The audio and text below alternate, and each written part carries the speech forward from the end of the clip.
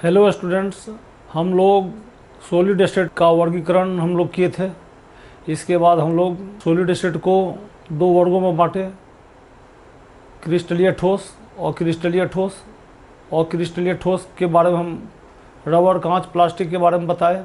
क्रिस्टलीय ठोस में क्या होता है, क्रिस्टल में अवयवी कण जो होते हैं नियमित रूप से सजे हुए होते हैं, रेगुलरली अरेंज्ड रहते हैं। इसको हम लोग क्रिस्टलीय ठोस कहते हैं। क्रिस्टलीय ठोस का भी वर्गीकरण हम लोग 4 वर्गों में बांटे।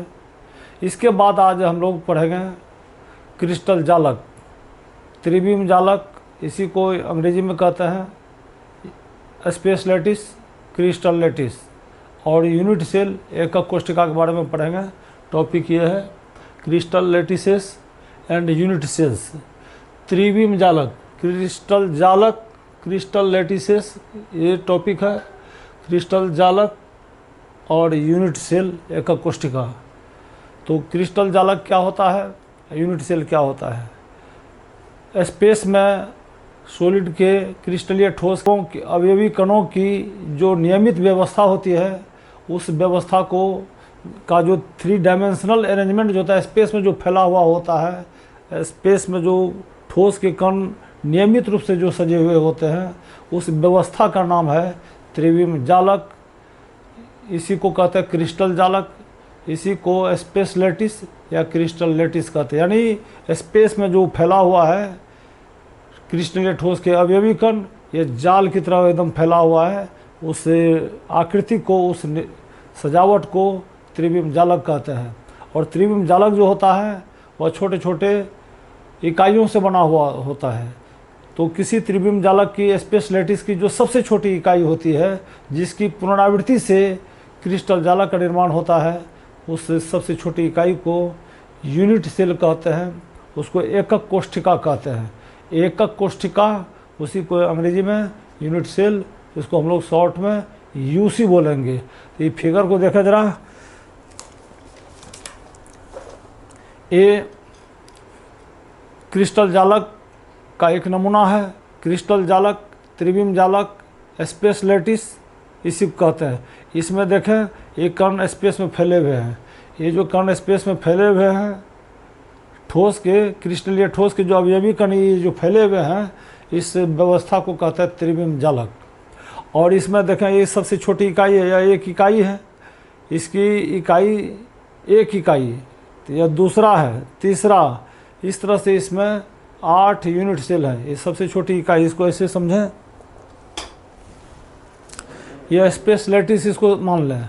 स्पेस लैटिस में क्या है, छोटा छोटा ये जो है, ये वर्गाकार, ये छोटा छोटा जो पार्ट देखते हैं, यह यूनिट सेल है। Unit cell, unit cell, unit cell, unit cell, इस तरह से जो स्पेस में फैला हुआ है, इसको त्रिविम जालक।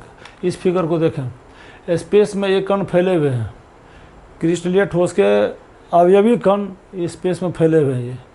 ये जो कण है, ये सजावट है, देखें, ये इस डायरेक्शन में फैला हुआ है, इस डायरेक्शन में फैला हुआ है, फिर ऊपर नीचे, नीचे से ऊपर, इधर भी फैला हुआ है। इस अरेंजमेंट का नाम है, ये जो अवयवी कण देख रहे हैं, इस कणों का जो व्यवस्था है स्पेस में, उसको त्रिविम कहते हैं। इसमें जो फैला हुआ है, ये जो व्यवस्था है कणों का, इसी व्यवस्था का नाम है त्रिविम जालक। इसी को स्पेस लैटिस कहते हैं, क्रिस्टल लैटिस कहते हैं। और इसमें देखें, ये सबसे कलर क्या हुआ, जो ये पार्ट है, इतना दूर का पार्ट, ये जो है कलर क्या हुआ है, ये इसको कहते हैं यूनिट सेल। ऐसा ऐसा यूनिट सेल का रिपीटेशन होता है, पुनरावृत्ति होती है। इसी की पुनरावृत्ति से यह क्रिस्टल जालक का निर्माण हुआ है। अब ये जो इतना ठो पार्ट, यह यूनिट सेल है। अब हम लोग देखते हैं, यह एक यूनिट सेल का एक नमूना है। यह यूनिट सेल, हम इसमें से एक पार्ट को निकाल लिए, इसमें से निकाल लिए, यह यूनिट सेल है। यूनिट सेल में क्या होता है, यह कॉर्नर है यूनिट सेल का। ये पार्ट देखें, ये पार्ट जो है यूनिट सेल का, पार्ट में क्या क्या होता है यूनिट सेल में। यूनिट सेल में 8, मैंने ये जो है घनीय यूनिट सेल है, क्यूबिक यूनिट सेल है। यह कॉर्नर है यूनिट सेल का, एक कॉर्नर हो गया, एक कॉर्नर है। इसमें ये सब जो कोना है, इसको कॉर्नर बोलते हैं। ये यूनिट सेल का एक किनारा है, इसको कोड बोलते हैं, एज बोलते हैं, EDGE, एज। एज माने किनारा होता है, इसको कोड भी बोलते हैं, CORE, एज, कोड, किनारा, जो भी बोले उसी नाम से इसको जानते हैं। एक कॉर्नर, एक किनारा, इसके बाद जो है इसको फेस बोलते हैं। यह जो यूनिट सेल का यह फेस है, फेस। तो ये जो क्यूबिक यूनिट सेल है इसमें कितने फेस है? 6 फेस है। 4 जो है इसमें दीवार की तरफ है, एक फेस, दूसरा अपोजिट, तीसरा फेस, चौथा, एक ऊपर एक नीचे, इसमें 6 फेस है, 8 कॉर्नर है। और इसके बाद किनारा कितना है इसमें? इसमें किनारा की संख्या इसमें 12 है। तो 4 ऊपर, 4 नीचे और 4 वर्टिकल है, ये जो है उदग्र वर्टिकल। तो इसमें 12 किनारा है। फेस पर डायगोनल, अब ये जो है, ये जो देख रहे हैं यह फेस डायगोनल है। यह जो है फेस पर ई कोना से कोना मिलेंगे तो फेस डायगोनल। एक फेस पर 2 डायगोनल होगा, विकर्ण, इसको डायगोनल को हिंदी में विकर्ण कहता है। फेस डायगोनल है, ये एक फेस पर 2 डायगोनल होता है, एक डायगोनल यह है, दूसरा डायगोनल ये होगा। 6 फेस है, 12 डायगोनल होगा। तो बॉडी डायगोनल, अब देखें इसमें बॉडी डायगोनल क्या होता है? यूनिट सेल में बॉडी डायगोनल, एक कॉर्नर से एक कॉर्नर मिलाते हैं, ये बॉडी डायगोनल हो गया। अब बतावें, इस घड़िया यूनिट सेल है और इसमें कितने बॉडी डायगोनल होगा?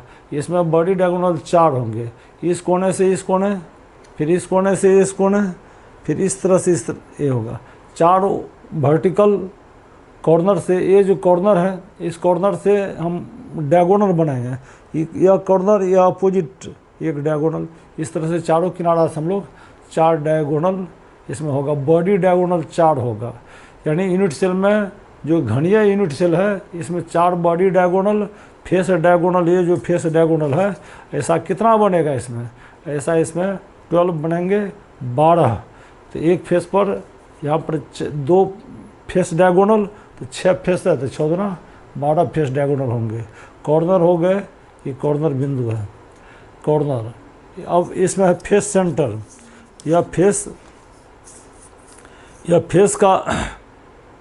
फेस के मध्य में एक गोला है, फेस के मध्य में, तो इसको फेस सेंटर बोलेंगे। तो फेस सेंटर 6 फेस है, तो 6 फेस सेंटर। इसमें बॉडी सेंटर है, अब देखिए बॉडी सेंटर क्या होता है? बॉडी डायगोनल के बीच में जो पॉइंट है ये हो गया बॉडी डायगोनल, यानी centre of body diagonal. Body diagonal का ये सेंटर हो गया।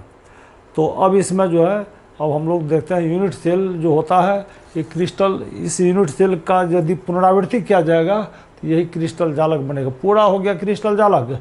इसमें एक पार्ट जो इतना दूर का पार्ट वो हो गया यूनिट सेल। अब यूनिट सेल किसे कहते हैं?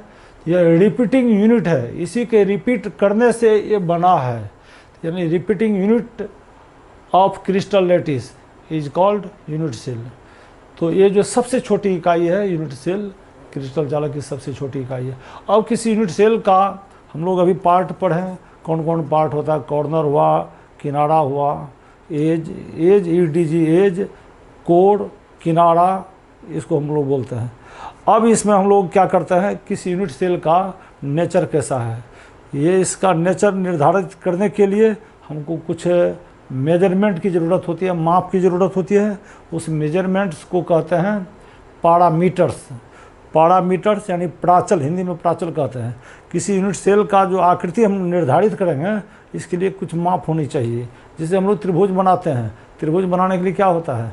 एंगल दिया रहता है, उसका साइड दिया हुआ रहता है, तो हम लोग ट्रेंगल बना लेते हैं। 6 पार्ट होता है त्रिभुज में, तो लेकिन 3 ठो वैल्यू उसका अगर मालूम रहता है तो हम लोग त्रिभुज बना देते हैं। यानी यूनिट सेल बनाने के लिए हमको, किसी यूनिट सेल का निर्माण करने के लिए हमको 6 पैरामीटर्स की ज़रूरत होती है, 6 माप की ज़रूरत होती है। उसी माप को कहते हैं पैरामीटर्स ऑफ यूनिट सेल। तो यूनिट सेल का पैरामीटर्स मालूम रहेगा तो हम यूनिट सेल का निर्धारण कर लेंगे। वो पैरामीटर्स क्या है? टॉपिक ये है। अब टॉपिक हम आगे चल रहे हैं, टॉपिक में हम लोग पढ़ रहे हैं पैरामीटर्स ऑफ यूनिट सेल।